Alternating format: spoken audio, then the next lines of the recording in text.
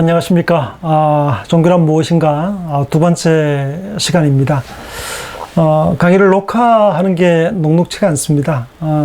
과목들이 여러 개이기 때문에 과목마다 녹화하고 또 이렇게 촬영하고 저장하리다 보니까 또 대단히 힘이 듭니다. 쉬는 시간도 없이 지금 계속 세 번째 강의를 진행하는 중이라 목이 쉬려고 하고 있습니다. 목소리가 좋지 못해도 여러분 양해해 주시고 이해해 주시기를 부탁드립니다. 종교란 무엇인가 두 번째 시간입니다. 오늘 종교의 개념에 대해서 함께 생각하고요. 종교학의 역사에 대해서 살피는 것으로 두 번째 시간을 생각해 보고자 합니다.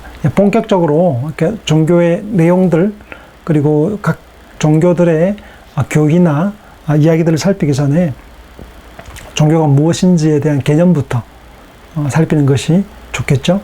그래서 종교의 개념을 살피고 종교학의 역사, 종교학이라는 게 어떻게 구성되었고 또 오늘까지 이어져 왔는지에 대한 이야기를 살피는 것으로 두 번째 시간을 생각해 보고자 합니다. 준비되셨습니까? 힘드네요. 네, 가봅시다. 이웃 종교를 알아가야 되는 이유에 대해서 우리 지난 시간에 생각했잖아요. 내가 믿는 종교도 모르는데 이웃 종교를 왜 알아야 할까? 난 종교에 관심 없어요. 왜 종교 알아야 됩니까? 종교를 굳이 배워야 되는 이유는 뭘까요? 여러분 왜 종교란 무엇인가를 선택하셨습니까? 왜 선택하셨는지 이유를 물으면 여러 답변들이 있을 것 같아요. 그냥 편안하니까, 아니면 출석 잘하면 F 안 주니까, 시험 못 봐도 성적이 괜찮을 것 같으니까, 아니 한번 궁금해서, 정말 종교가 궁금해서요. 종교를 제대로 알아보기 위해서요. 다양한 이유들이 있을 겁니다. 또 여러분 아마 종교인들도 많이 있을 겁니다. 우리가 생각하는 것보다 많은 사람들이 종교를 가지고 있단 말이죠. 그런데 종교란 무엇인가라는 시간을 통해서 내가 믿고 있고 내가 알고 있는 종교 외에 다른 종교까지 굳이 알 필요가 있을까?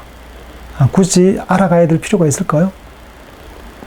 지난 시간에 말씀드린 것처럼 이웃을 이해하기 위해서는 이웃의 종교를 아는 것은 필수적이다라고 말씀드렸습니다. 문화라고 말하는 것 있죠. 우리 여러분 한국 문화하면 뭘 떠올립니까? 한국 문화하면 종교를 떼고 얘기할 수 있을까요?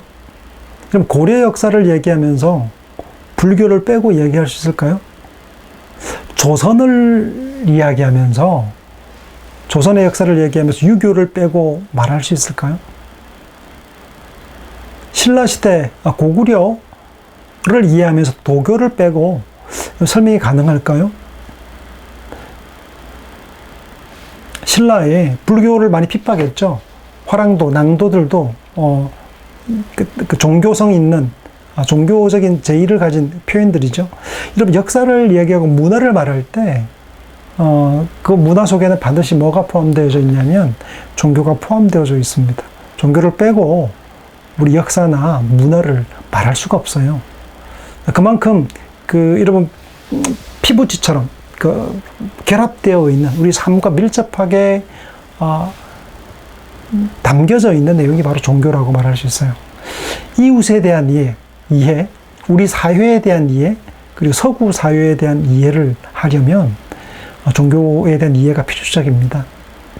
여러분 건설 현장으로 일하러 나가거나 혹은 바이어로 혹은 다양한 국가의 사람들을 만나고 또 혹시 모르잖아요. 또 해외에 유학 갔다가 아니면 일하러 갔다가 여러분 연인을 만날지도 모르죠.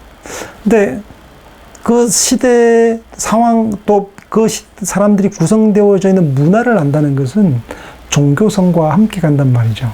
그래서 종교란 무엇인가를 아는 것은 문화를 아는 그리고 이웃을 아는 속살과 같다. 단지 그 사람의 이름과 삶의 패턴만 안다고 다 아는 것이라 말할 수 없어요. 그 문화가 담지하고 있는 것 자체가 이미 종교성을 담지하고 있기 때문에 그렇습니다.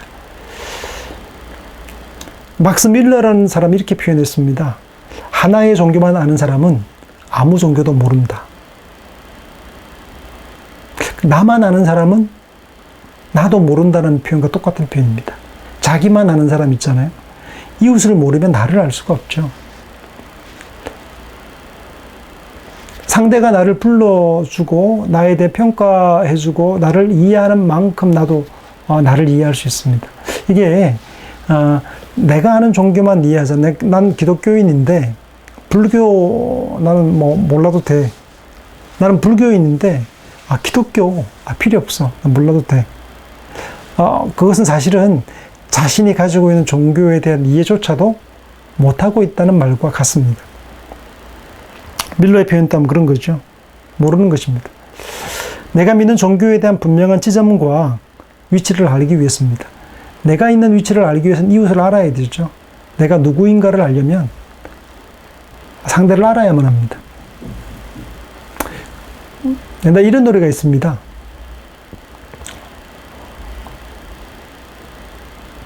아빠가 부를 때는 두꺼비, 엄마가 부를 때는 꿀돼지, 누나가 부를 때는 왕자님. 랄라랄라랄라랄라. 어떤 게 진짜인지 몰라. 노래를 잘 못 불러요, 제가. 아빠는 두꺼비라고 부른대요. 나를 두꺼비로. 엄마는 나를 꿀돼지라 부른대요. 꿀돼지라고. 누나는 나를 왕자님이라 불렀대요.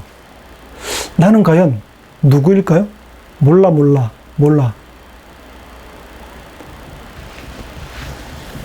누군가가 나를 그렇게 불러주었을 때 내가 누구인지를 알아가기 시작하죠. 내가 스스로 알 수 없는 거죠.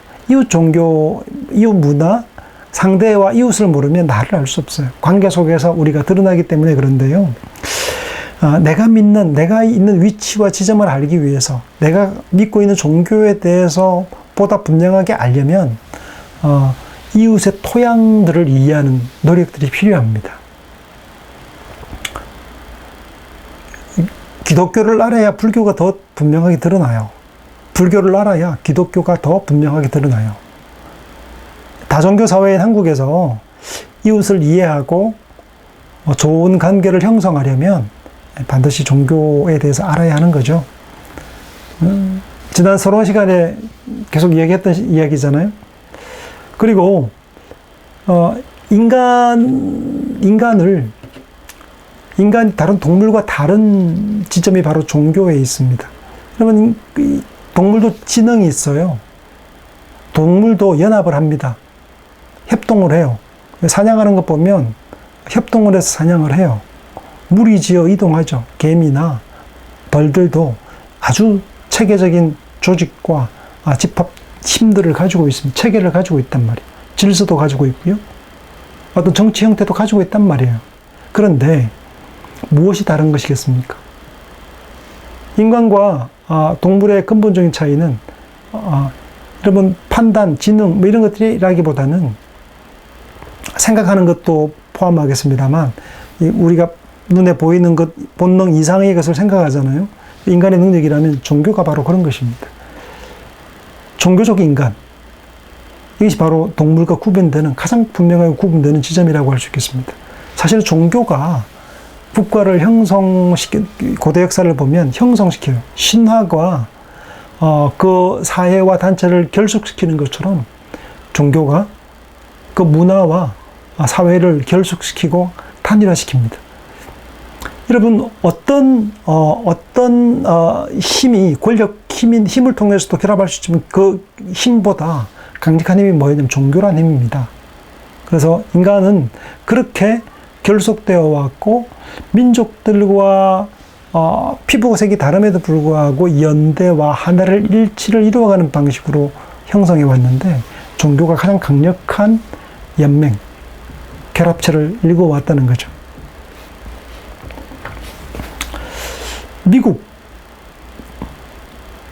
미국과 종교. 네.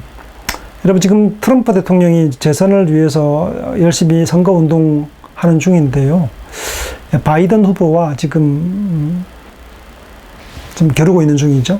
누가 될지 섣부른 판단을 하기 힘든 상황입니다. 그런데 바이든은 가톨릭 계열이고, 기독교에는 두 가지 큰 계열이 있잖아요. 구교와 신교로 나누는데 개신교가 압도적으로 미국 대통령에 당선되었습니다. 지금까지 단 한 사람, 그러니까 단 한 사람만이 그 로마 캐톨릭이었고요. 지금까지 모든 대통령들은 다 개신교에서 나왔습니다. 암살되었던 케네디만 가톨릭이었고, 트럼프까지 케네디 제외한 모든 대통령들이 다 개신교 대통령이었단 말이에요. 그 이번에 이제 선거 대전을 벌이는 바이든 후보는 캐톨릭입니다. 그래서 결과가 어떻게 날지 궁금한데요. 한번 지켜보는 것도 재미있을 것이라고 생각이 듭니다. 미국은 정교 분리 원칙을 지키는 나라잖아요. 정치와 종교가 확실하게 분리되어져 있는 국가입니다. 그런데 왜 성경에 손을 얹을까요? 대통령 선서할 때마다 성경에 손을 얹고 선서하죠. 연설 중에도 하나님의 은총과 하나님의 은혜가 반드시 언급됩니다. 정교 분리의 국가에서 종교가 정치에 영향을 끼치지 않는다는 의미가 바로 정교 분리의 원칙인데, 그럼에도 불구하고 이 종교적인 문화가 형성되어진 것은 이 종교와 문화가 떼어지지 않는다는 것을 의미합니다. 신대륙에 일컫던 미국이 형성되게 된 것이 바로 종교와 관련이 있기 때문입니다. 신앙의 자유를 찾아 떠났던, 또 황금을 찾아 떠났던 것도 있지만, 어쨌든 이 종교의 내용과 문화가 나뉘지 않는 것이죠. 여러분, 결혼식 할 때 우리나라 패배 가잖아요. 그것은 패배 가잖아요. 그 결혼식 후에 이런 문화는 서양은 없죠. 우리나라에만 있는 문화인데 그것도 종교성을 띠는 것이죠. 역사와 문화의 이해 열쇠가 바로 종교에 있습니다. 미국이라는 나라를 이해하려면 기독교를 또 유대교를 이해해야 합니다. 그래서 오바마가 감리교 개신교 사람인데요. 바이든은 로마 카톨릭이죠. 트럼프도 개신교 사람이죠. 지금 이제 역사와 문화를 이해하려면 종교에 대한, 기독교에 대한 이해를 가져야 제대로 이해할 수 있다는 말이죠. 여러분, 누가 될 것 같습니까? 트럼프? 바이든?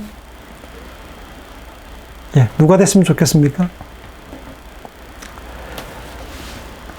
대통령 탄생의 조건이 와스프라고 표현하는데요. 화이트, 앵글로 섹슨, 프로테스탄트의 약자입니다. 그렇게 해서 와스프. 그래서 백인들이 거의 대통령을 압도적으로 차지해 왔습니다만, 와스프에 대한 도전이 있었죠. 바락 오바마가 한계를 넘었죠.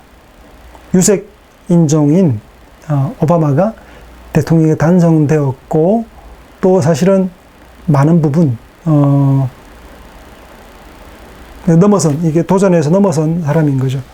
그리고 몰몬교 있죠. 미국 종교죠. 몰몬교가 약진을 했는데 대통령 후보 2명이나 배출했습니다. 전 세계 185개국에 1,400만이 있는 종교인데요. 몰몬교가 뉴욕에서 시작되었다가 유타의 솔트레이크 시티로 중심지를 옮겼고, 여러분 많이 알려져 있죠. 그래서 다종교로 지금 미국이 변화되어 가고 있는 상황인 것을 볼 수 있습니다. 미국 유권자의 70%가 대통령이 몰몬교 신자에도 상관없다고 조사되었다고 얘기합니다. 그래서 화이트가 무너졌고요. 와스프 중에.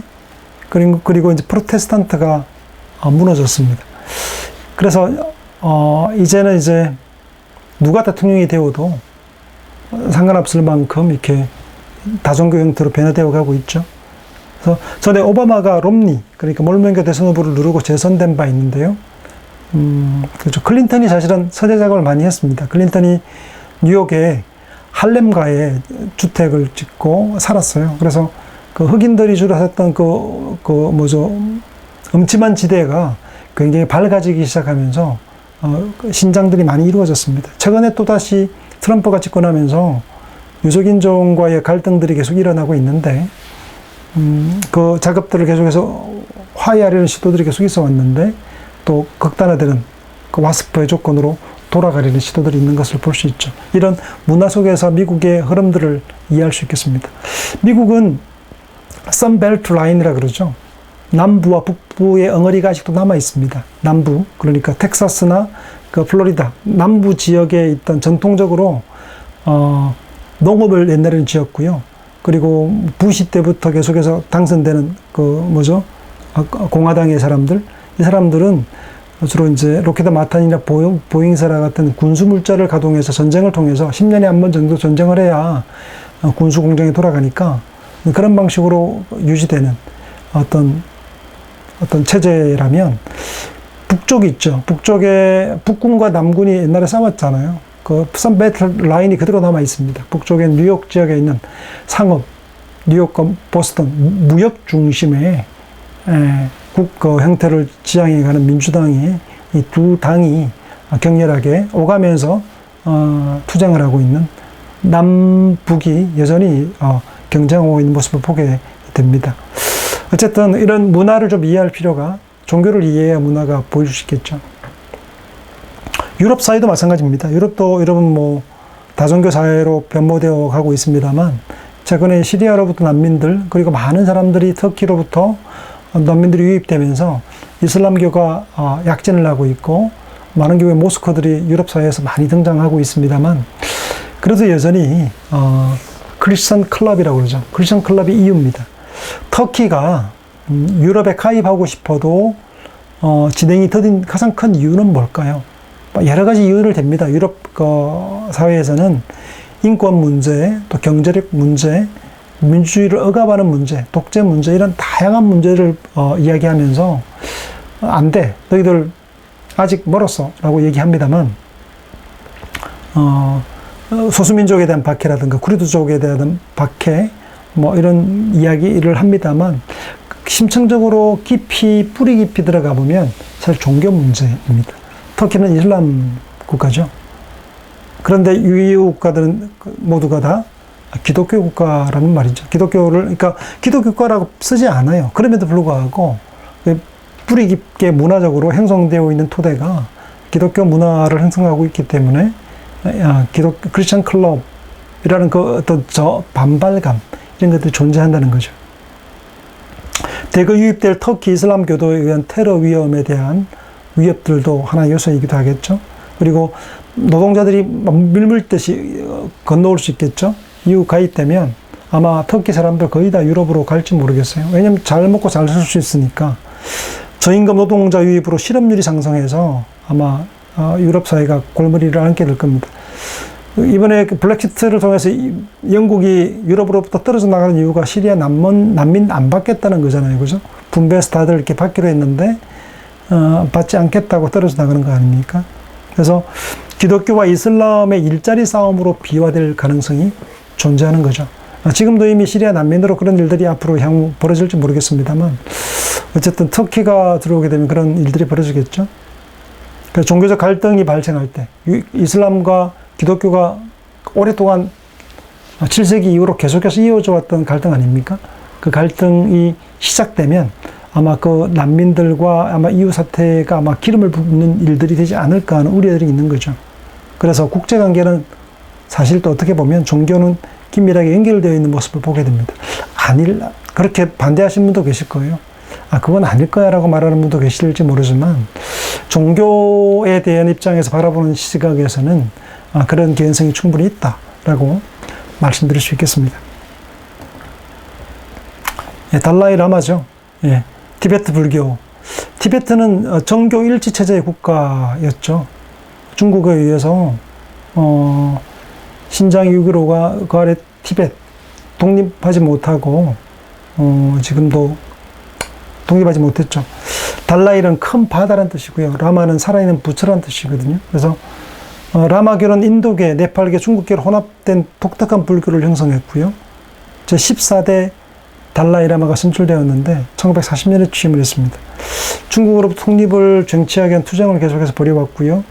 인도에 다람살라로 망명해서 임시정부를 설립했고 많은 세계를 돌면서 도움을 요청하고 했죠. 근데 중국이 어떤 나라입니까? 지금 강경하게 진압하고 있죠. 신장 위구르 그리고 티베트, 내몽골 그리고 조선족 동북 삼성까지 서북 공정과 동북 공정을 통해서 하나로 결속하기 위한 운동들을 오래 전부터 해오고 있고, 이 티베트가 여러분 어떤지 고원지대예요. 높은 지대고 전략적이고 충지이기도 합니다. 많은 광물이 있기도 하지만 그보다 이제 인도와의 경계이기도 하고요. 이거 전략적으로 무너지게 되면 방어하기에 대단히 힘이 드는 지형입니다. 그래서 그 우산과 같은 티베트 지역을 장악하고 있고 억눌러야만 되는 거죠. 사방에 적들이 많아요, 중국이. 위에 있는 그 몽골, 또 내몽골을 접수해서, 내몽골이라도 한족들이, 중국 사람들이 많이 가 살아요. 압도적으로 많이 가 삽니다. 그렇게 해서, 중국화하고 한족화하는 작업들을 계속해서 벌려가고 있죠. 그래서 다른 종교들을 탄압하기도 하고요. 그렇게 중국은 이제 유지되는데, 이것이 계속 유지될지는 모르겠습니다만, 시대가 어떻게 변할지 모르겠습니다. 상권 분립 형태인 정교 분리 민주적 운동을 하고 있고요. 1989년도에서는 노벨 평화상을 수상하기도 했습니다. 정종, 그러니까 정교가 분리되지 않은 국가들이 존재하죠. 바티칸도 그렇겠고, 또 이슬람 국가들 가운데도 마찬가지입니다. 여전히 종교는 위력과 힘을 지니고 있는 모습으로 존재하고 있습니다. 우리나라는 어떻습니까? 정교가 분리된 입장이죠. 네. 여담입니다만, 유대인과 러일 전쟁 이야기입니다. 여러분, 일본과 러시아는 함대 차이가 컸습니다. 청나라와 전쟁에서 일본이 이겼죠. 근데 러시아는 다른 문제죠. 러일 전쟁 때 발틱 함대가 이제 출항을 해서 이제 희망봉을 돌아서 아프리카 서남단을 돌아서 동중국해를 지나서 대마도 동해까지 오기까지 많은 시간이 걸리죠. 이 막대한 시간이 걸리는데, 이 러시아에서 유대인들을 많이 학살했단 말이에요. 그 학살에 대해서 혐오감을 가지고 미움을 가졌던, 정오식을 가졌던 영국의 검륜가, 그 당시 유럽의 또 영국의 특별히 검륜가는 유대인들이 쥐고 있었단 말이죠. 유대인 검륜가에서 이제 러시아에서 유대인을 학살했기 때문에 되게 미웠겠죠. 일본과의 전쟁이 벌어졌을 때 일본이 그 당시에 가장 최신의 함대를 꾸릴 수 있고 군함을 건조할 수 있는 기술과 자금을 일본에게 기꺼이 빌려주게 됩니다. 그래서 러시아를 발틱 함대를 격파할 수 있도록 최신식 함정을 건조할 수 있도록 도와줍니다. 자금뿐 아니라 기술까지 도왔겠죠. 그래서 일본은 발틱 함대가 떠나서 돌아오기까지 많은 세월이 소요되기 때문에 그 기간 동안 미리 준비를 합니다. 그렇게 해서 러시아 함대가 지쳐 돌아왔을 때는 최신식 함대로 구성되어 있는 일본의 함대와 조우해야 했죠. 그렇게 해서 박살이 나죠. 발틱 함대가. 러일 전쟁을 이겼던, 이거 슬픈 얘기죠. 그렇게 해서 조선이 병탄되어 들어가고 대한제국이 일본의 손아귀에 들어가게 되는 비극이 벌어졌습니다만, 역시 유대인과의 관계가 나비 효과처럼 이렇게 저렇게 함께 얽혀 있다는 걸 알 수 있는 여담입니다. 종교는 religion이라고 부르죠, 영어로는. 근데 초월적 권능, 신에 대한 모든 이론을 종교라고 부릅니다. 초월적 권능, 어떤 힘, 그리고 인간의 신앙 고백의 모든 형태를 포괄하는 개념이기도 합니다. 사람들이 믿고 있는 교의 체계 있죠. 이렇다 저렇다라고 정돈해 있는 모든 형태를 포괄하는 개념이 종교이고요. 라틴어 렐리기오에서 파생된 용어인데, 릴레게라고 하는 다시 읽다라는 의미도 있고요. 또 리가레라는 다시 묵다라는 의미도 있습니다. 다시 읽다는 의미도 있고 다시 묶다는 의미도 있는데, 다시 묶다는 것은 뭐냐면 그 이제 신과 인간 사이를 다시금 묶는 행위를, 그러니까 릴리전, 종교의 어원적 의미로 이야기를 하고 있습니다. 기독교에서는 죄로부터 멀어진 인간과 또 하나님이, 신이 다시 연결되는 의미가 종교, 릴리전, 그러니까 신과 사람 사이의 관계를 바인딩하는, 묶어내는 것이 바로 종교의 의미다라고, 릴리전, 이 다녀라는 렐리기오라는 단어에서 볼 수 있는 개념의 의미가 될 수 있겠습니다. 그래서 종교의 의미는 너무 다 다양해서 한마디로 규정하기 사실 힘들어요. 힘들지만 공통점을 찾아서 규정하자면, 종교는 현상적인 것보다는 궁극적인 것에 대한 관심, 궁극적인 것, 그러니까 초월적이고 보다 본질적이고 보다 시원적인 것에 대한 관심이며, 궁극에 대한, 그러니까 모든 힘의 원천에 대한, 모든 그 출발과 존재의 시작에 대한 절대 의존 감정이며, 최고의 지존과 존재론적으로 일치하려는 열망과 소망이자 자신 속에서 그것을 실현하고자 하는 의지, 이렇게 종교의 의미를 규정들 하고 있습니다. 오른쪽에 있는 지구라트 보이죠? 신전이죠. 지구라트, 신전 다 마찬가지인데요. 계단처럼 되어 있는데요. 신과 신에게 나아가는 거죠. 그러니까 종교의 재단을 쌓고 제사를 드릴 때 높은 산에다가 뭐 제의를 형성하고 하는 것들 있죠. 모두가 다 신과 인간을 연결하고자 하는 노력이죠. 무자가 있죠. 그 하늘과 땅 사이에 공짜죠. 하늘과 땅을 잇는 게 공짜라면 그 사이에 춤추는 두 사람이 있어요. 춤추는 두 사람. 그걸 이제 무자라고 그러죠. 그럼 무당. 요즘에는 무당이 거의 뭐 힘들을 잃었죠. 뭐 점쳐주는 사람 정도로 생각하기 쉽습니다만, 고대의 무당, 무속, 샤먼, 이 샤먼이라는 존재는 그 요즘 무당으로 그 폄하하기가 어렵습니다. 왜냐하면 고대 당시에 이 샤먼, 이 무당은 하늘과 땅을 잇는 어떤 박사, 어떤 능력자들이죠. 하늘의 천기를 읽는 사람들이었어요.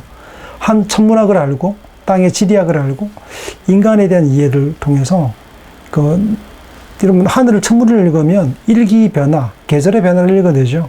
제갈공명 같은 사람이 있잖아요. 왕 옆에서 실제로 제사하면서 그 미래를 말해주는 책사, 이런 사람들이 사실 무당이었죠.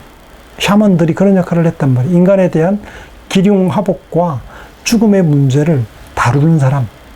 그래서 하늘의 신의 뜻을 인간에게 전달하고 인간을 중보해서 신에게 도달하게끔 하는 존재.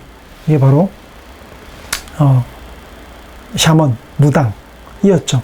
요즘에는 이게 개념이 축소되어서 단지 뭐 건강하게 살 거냐 이런 뭐 점치는 것들로 변했습니다만, 개인의 것으로 변했습니다만, 나라적인 국가적인 부분에서 천제를 드리고 제단을 쌓고 그랬단 말이에요. 왕이 사실 제사장의 직임을 겸해서 이집트 같은 경우, 파라오 같은 경우는 자신이 태양의 아들이라 말하면서 실제로 신과 또 현현하는 그 신적 존재의 현현으로서 지상에 왔다고 얘기했죠.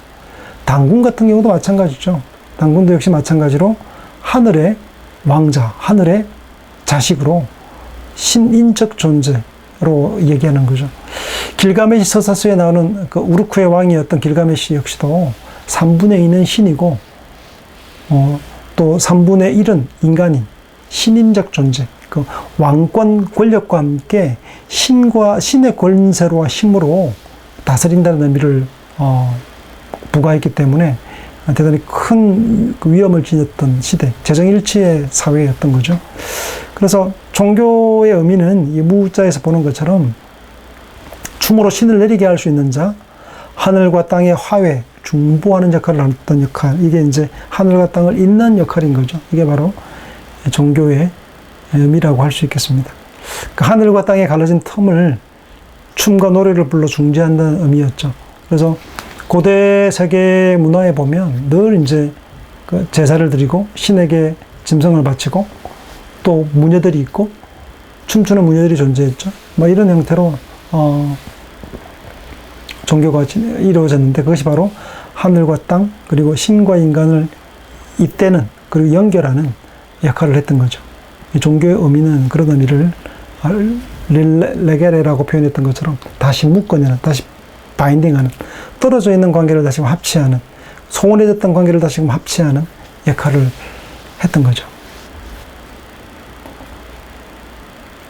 이 종교라는 말은 우리가 쓰고 있는 종교라고 쓰잖아요. 이 말은 19세기 일본 학자들이 릴리전을 종교로 번역을 했어요.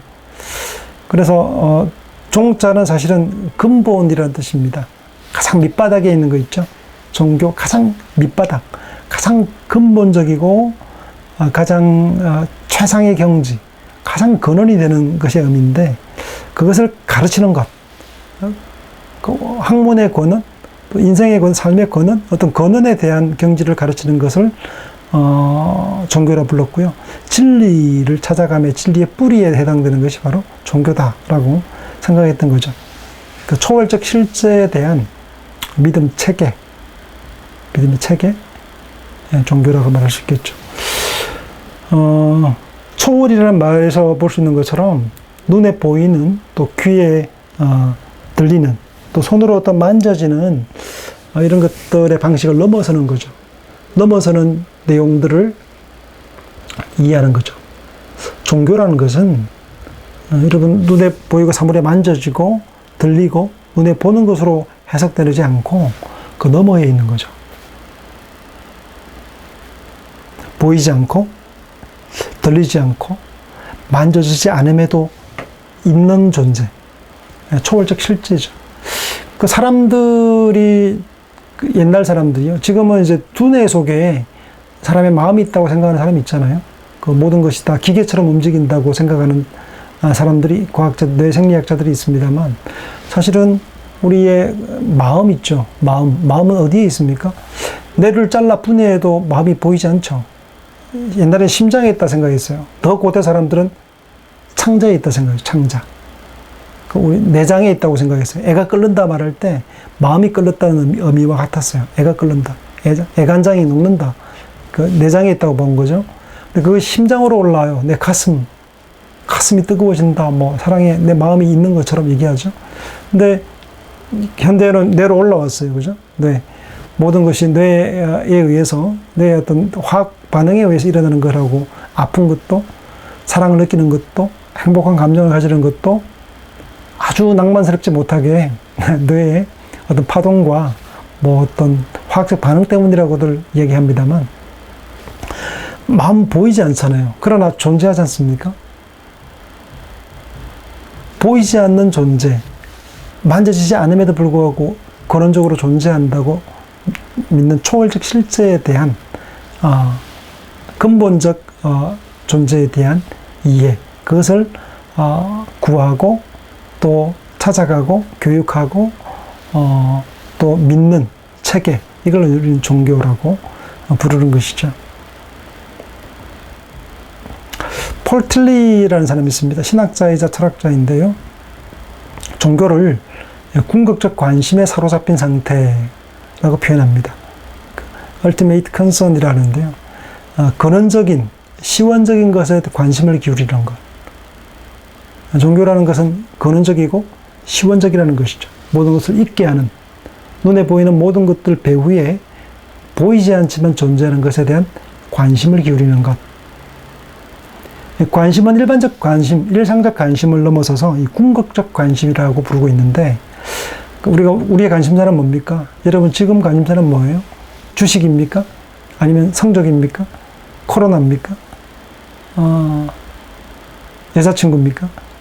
남자친구예요? 뭡니까?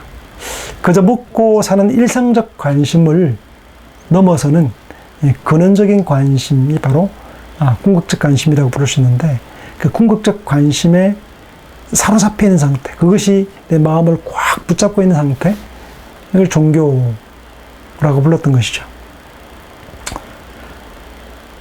어릴 때는 질문했습니다만 지나오면서 잃어버렸던 질문들 있죠. 나는 왜 사는가? 나는 왜 죽어야 할까? 인간은 왜 죽어야만 할까? 어떻게 살아야 하나? 죽고 난 다음에 어떻게 되지? 사후세계는 있는가? 죽음 뒤에는 어떤 운명이 기다리고 있는 걸까? 일상적 삶에서는 보이지 않던 세계, 그것에 일상적으로 바쁘게 지내다 보면 잊어버리고 살잖아요. 그런데 그 궁극적 질문과 관심이 일어날 때, 그것에 관심을 기울이는 것, 그걸 종교라고 본 거죠. 기독교인들에게는 하나님이 될 수 있겠고요. 불교인들에게는 이 생로병사의 세계, 이 끊임없이 돌아가는 윤회의 그 거대한 수레바퀴로부터 어떻게 벗어날 수 있는가, 해탈할 수 있는가, 어떻게 탈주할 수 있고, 어떻게 구원받을 수 있을까. 기독교의 구원이 그리스도를 통해서 하나님과의 화해라고 얘기한다면, 불교에서의 구원이라는 것은 이 그 과정이 있죠. 이 끊임없이 도는 윤회로부터 벗어나는 것, 탈주하는 것. 그것이 바로 열반과 깨달음을 통한 탈주인 것이죠. 구원이라고 말하셨겠죠. 그래서 궁극적 관심에 대한 관심을 기울이고, 내가 죽으면 어떻게 될까? 또 그 사후세계는 어떻게 살 것인가? 어떤 일이 벌어질 것인가에 대한, 혹은 왜 사는가에 대한 궁극적 질문에 관심을 가지는 거죠. 윌프레드 캔트웰 스미스라는 사람이 있습니다. 신앙은 교회나 절 같은 건물이 아니라고 말하면서 각종 의례, 제의, 형식적인 어떤 경전, 그리고 교리, 신념과도 다르다고 얘기를 합니다.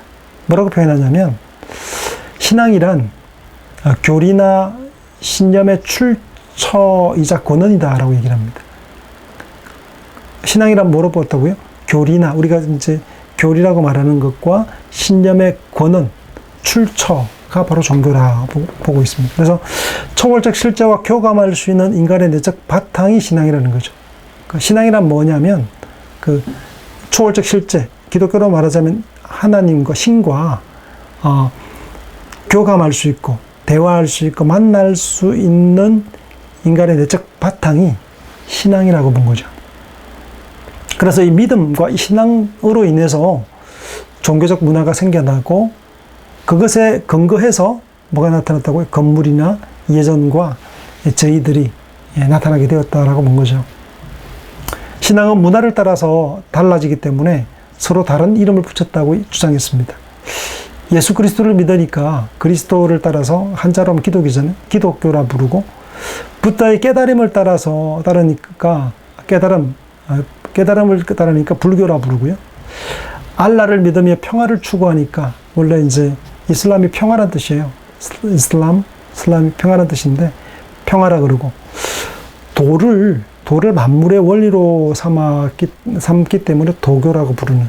그러니까 그 켄트웰 스미스 같은 경우는 그 동일한 신앙이지만 그것이 다양한 형태, 문화를 따라서 다양한 결로 나타났기 때문에 그렇게 종교가 갈라지게 되었고, 그 종교를 하나로 통합하고 설명하자면 이렇게 얘기한 겁니다.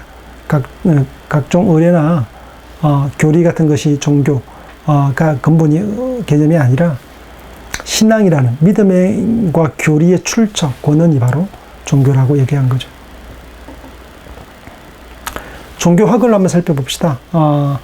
구체적인 역사 속에서 인류가 직접 추구한 종교 현상, 종교 경험을 연구한 것들은 종교학이라고 부릅니다. 다양한 제의 형태들에 대한 문화인류학적 그리고 종교사회적 탐구를 하는 것이죠. 종교 심리학의 문제와 종교 현상학적 접근으로 종교의 본질을 규명하려 합니다. 그러니까 종교의 어떤 인간의 심리학적인 접근도 하고요. 현상학적 접근들을 통해서 종교의 본질을 찾아가려는 노력들, 그런 규명하려는 예씀들이 종교학이라고 말할 수 있겠죠. 그래서 종교학에서는 종교적 상징이라든가 신비적인 현상들이 있죠. 우리가 뭐 과학적으로 설명할 수 없는 문제들이 어디 한둘이겠습니까? 정말 많잖아요. 사람의 생명에 대해서 이런 과학이 규명할 수 있는 게 얼마나 된다고 생각하십니까? 사람의 마음을 탐색하는데요. 프로이트는 이제 무의식이라는 신대륙을 발견한 것처럼 얘기하잖아요.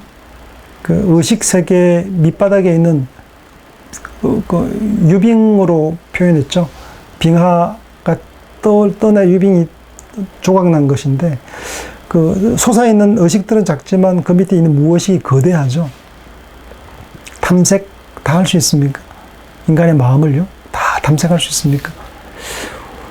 천문학, 과학, 우주학, 우주의 크기를 뭐 100억 광년 뭐 이렇게 부릅니다만 그 크기를 잴 수 있습니까? 재어봤습니까? 너머에는 신비죠. 다 몰라요. 우리가 안다고 하는 게 얼마나 될까요? 감기 고쳐주는 거 없잖아요. 면역력을 길러주는 방식으로 치료약이 없는 것들이 얼마나 많습니까? 삶과 죽음의 문제, 생명과 죽음, 생로병사, 이런 접근들을 노력을 기울이면서 하나하나 정복해 나갑니다만 규명되지 않는 수많은 것들이 있죠. 사람과 관계 속에서 관계가 어디 뭐 도식처럼 교리처럼 정해져 있는 게 아니죠. 카네기 처수술을 읽는다고 해서 관계를 잘하는 게 아니에요. 이게 이제 사람이란 그렇게 되게 다릅니다. 그래서 상징이라든가 그리고 신비적 현상들, 그 제의적 형태에 대해서 다루는 거죠. 심리학에도 이상심리학이라고 있습니다. 일상적인 것이 아니고 이상한 것 있죠. 종교적, 신비적인 것, 현상학적으로 되게 독특한 것들, 뭐 이런 것들을 다루는 심리학인데 사실은 신비적 현상에 속하는 거죠. 문화적 전통과 종교 교의학적 언어 사용에 대해 조사하는 학문이기도 하고요. 종교학은 주관적, 고백적 신앙보다는 학문적으로 객관성을 찾으려고 노력하는 내용인 거죠. 그 신비적 현상들이 드러났는데 그 현상들에 대해서 설명해 보려고 노력하는 거죠. 이런 문화가 형성되어서 그 문화를 문화인류학적으로, 종교학적으로 접근해서 정리하고 체계화하려는 노력들이죠. 종교학이라 할 수 있겠습니다. 종교학의 역사는 오래됐습니다. BC 8세기 헤시오도스가 신통기를 신을 계보학적으로 썼습니다. 신의 계보를 쭉 기술했죠. BC 6세기에 탈레스가 만물의 근원에 대한 물음을 통해서 철학의 효시를 이루었는데 만물의 근원에 대해서 이제 그 신화적인 설명을 벗어나기 시작한 거죠. 그래서 철학의 시원을 이루었습니다만 모든 사물 속에 신적인 것들이 깃들어 있다는 물알론적 세계관을 가지고 설명을 합니다. 그 만물에 되게 초보적이죠. 만물에 신들이 깃들어 있다는 물알론적 애니미즘적 생각을 가진 거죠. 헤라클레이토스는 세상 모든 만물은 변하지만 변하지 않는 것이 있다 얘기하죠. 로고스만은 변하지 않는다고 주장하면서 철학적 신론의 효시가 됩니다. 이런 모든 것들은 다 변해요. 세상의 모든 것들은 변하지만 변하지 않는 원리가 있는데 그것이 바로 로고스다. 그게 나중에는 철학적 신론으로서 아리스토텔레스의 그 부동의 원동자와 같은 역할로 이어지게 되죠. 크세노파네스는 전통적 신화를 비도덕적이라고 비난했고요. 소피스트들은 종교를 고상한 거짓말이라고 말했습니다. 소피스트들은 오늘날 뭐 현대 철학자들과도 비슷할 수 있어요. 그 일반화된 거 있죠. 근원적인 것, 시연적인 것들, 보편하는 것들을 거절하고 이렇게 다양성을 추구했던 사람들이죠. 신격화된 인간의 이야기로 격화시키는 사람들의 이야기야. 종교란 그냥 사람들이 지어낸 사람들에 대한 그 반사적 표현일 뿐이야. 반영한 것 뿐이야 라고 얘기했던 게 바로 소피스트들이죠. 무신론적 입장을 취했죠. 플라톤 정기에는 선의 이데아를 가장 완전하고 신적인 것으로 파악했죠. 후기에는 데미우르고스라는 제작자란 신 개념으로 설명합니다. 플라톤이 볼 때 가장 위대한 고상한 신은 물질적인 것과 상관없는 존재인데, 물질을 만들면, 세상은 물질이잖아요. 물질을 만들면 완전한 선의 이데아가 될 수 없기 때문에 제작자를 새로 만들었다고 생각을 해요. 그 데미우르고스인데 창조자, 세상의 창조자를 만들었다고 설명하죠. 아리스토텔레스는 세계 존재의 제일 1원인으로 부동의 원동자, 모든 것을 움직이고 모든 것을 주장하고 모든 것을 변화시키지만 자신은 변하지 않는 존재,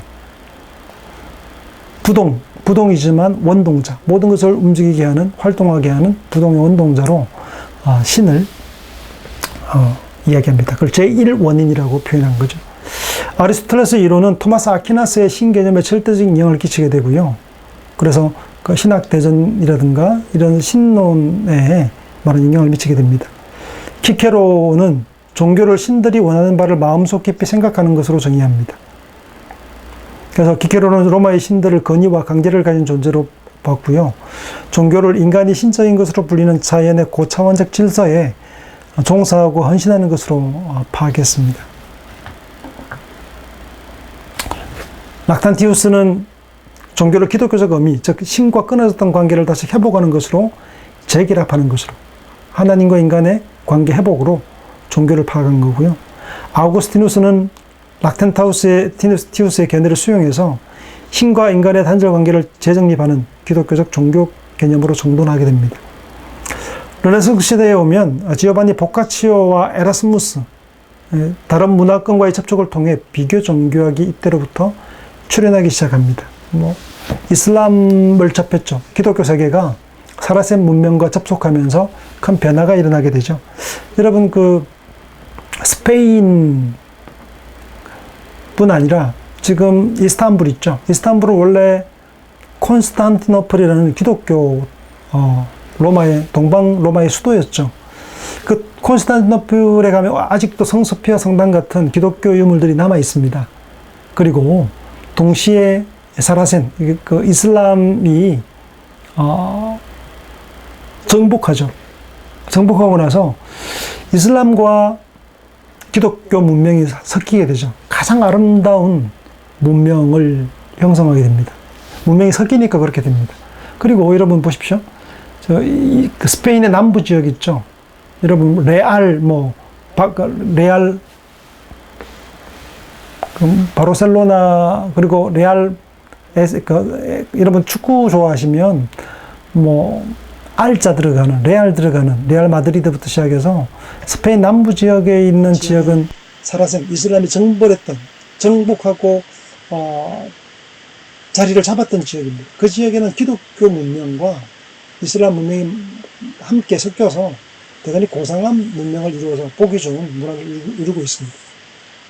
르네상스 시대가 왜 이루어졌냐면 아리스토텔레스 문명을 가지고서 화포라든가 포를 가지고 화약을 사용했던 이슬람의 문명을 접하면서 아리스토텔레스의 고대 문헌을 다시금 접속할 수 있게 된 거죠. 그렇게 해서 르네상스가 발생하게 되죠. 다른 문화권과의 비교할 수 있는 계기가 열렸고, 그렇게 해서 비교 종교학이 생성되기 시작합니다. 칸트는 새로운 합리주의 주장과 이신론을 이야기했고요.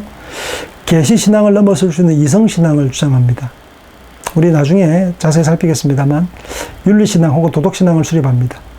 이론적 지식 성립 불가능 영역에 종교를 배치하죠. 하나님이 없다고 증명할 수 있습니까? 하나님이 있다고 증명할 수 있습니까? 칸트는 하나님이 없다고도, 하나님이 있다고도 증명할 수 없지만 이성적이고 그리고 실천적인 도덕적인 삶을 살아가고 그 일을 판단해줄 판단자로서 신을 요청하고 있습니다. 그래서 종교를 도덕적으로 노력하는 사람들이 기대할 수 있는 위안적 희망의 문제로 설정하게 된 거죠. 그래서 종교란 우리 내면의 법칙이 입법자와 심판자를 통해서 우리에게 압력을 행사하는 법칙으로 이해한 겁니다. 그렇게 신의 존재를 요청하는 신으로 규정하고 있습니다. 그러니까 신이 있다고도 없다고도 말할 수 없는 불가지론을 얘기하지만 신은 요청할 수 있고 반드시 있어야 되는 존재로 도덕적으로 요청하는 존재로 이야기합니다. 헤겔은 종교를 절대 정신의 운동 과정 속에 설명하려 시도하고요. 슐라이어마우는 칸트와 정반대로 종교적 신앙을 이성의 문제가 아니라 감정의 문제로 보았죠. 그래서 절대 의존 감정으로 이해합니다. 칸트가 도덕의 문제를 매개로 도덕 세계의 질서의 요청으로 강조한 반면에 슐라이어마우는 우리의 감정을 매개로 하는 신과의 일치, 신과의 화bil, 신과 함께 접속할 수 있는 것으로 생각합니다. 종교의 본질은 사유나 행위가 아니라 직관과 감정이라고 주장한 거죠. 종교는 그 전체의 삶을 자연 속에서 영위하며 그것도 전체의, 즉 일자와 전체적 무한한 본성 가운데 영위하는 것으로 이야기합니다. 콩트, 스펜서, 포에르바흐가 중요합니다. 포에르바흐는 종교는 인간의 열망의 투사로 보는 겁니다. 포에르바흐 이후에 가장 큰 변화가 옵니다. 그래서 종교학을 인간학으로 둔갑시켰죠. 그러니까 종교라는 것은 곧 인간의 열망을 투사한 것에 불과한 것으로 얘기한 거죠. 종교학을 인간학으로 바꾼 사람이 바로 포에르바흐였고요. 마르크스는 포에르바흐의 견해를 이어받아서 종교를 인면의 아편으로 규정하고 종교는 인간들의 필요와 궁핍을 초자연적, 초월적 투사하는 기대를 체계한 것으로 봅니다. 마르크스가 볼 때는 종교가 풍성할 때는 이제 그 시대의 정체성이 다했던 시절, 부패한 시절로 본 거죠. 종교가 필요한 때는 그 사회가 계획을 요구하는 때라고 보며 종교는 인간 해방을 실질적으로 가능하게 하지 않게 하고 현실의 문제를 하늘 저편으로 투사하는 것으로 파악하는 마르크스의 주장이 포에르바흐를 이어서 나온 주장입니다. 그래서 종교를 통해서 요구하는 것들을 혁명을 통해서 실현시켜야 된다고 주장했던 것이 바로 마르크스죠. 엘리아드입니다. 성과 속이라는 책이 있습니다. 범주와 갱신, 일상과 비일상의 중첩, 성과 속의 변정법, 존재의 두 형태가 있다고 얘기를 합니다. 속한 것이 있으면 성스러운 것이 있는 거룩과 속함의 어떤 변정법의 존재의 두 형태를 가지고 종교를 설명하게 하는데요. 성과 속에 대한 이야기는 우리가 시간 있으면 좀 더 나누도록 하겠습니다. 종교적 인간, 종교인 아닌 인간이 없다고 엘리아드는 이야기합니다. 우리 다음 시간에 종교의 기초 개념을 이야기하면서 엘리아드 얘기를 좀 더 할 수 있으면 좋을 것 같습니다. 오늘 여기까지 하겠습니다. 수고하셨습니다.